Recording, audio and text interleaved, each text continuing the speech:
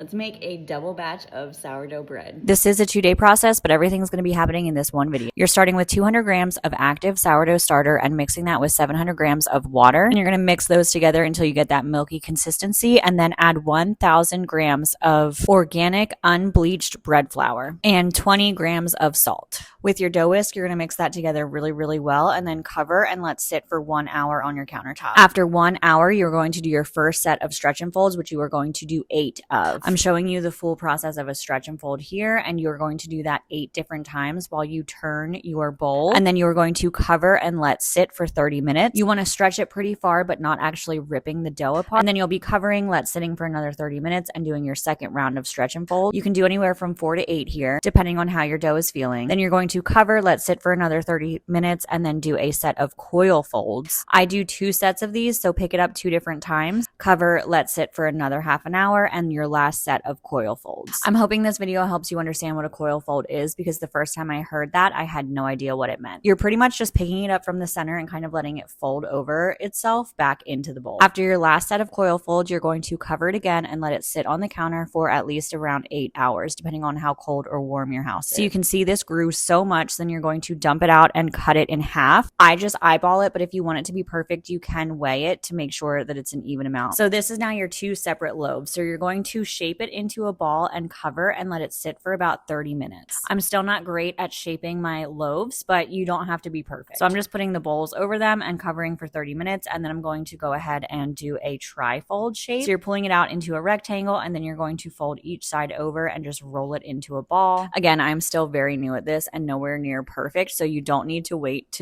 until you feel like you're perfect at this to make a great sourdough loaf. Once you're finished shaping them, you're going to go ahead and put them back into the bowl. You're putting them back into the batten bowls, and then you're going to go ahead and cover that and wait for about 5 minutes. Then you're going to stitch and cover it. Stitching is just pulling little pieces to the center to create tension. Cover them and stick them in the fridge overnight. The next morning, you're going to flip it and score it while your oven is preheating to 450 with your Dutch oven inside. You're going to bake for 30 minutes, take the lid off, and bake for another 10 at 425. You're going to take it out, let it fully cool before cutting into it, and then you have the most perfect loaves.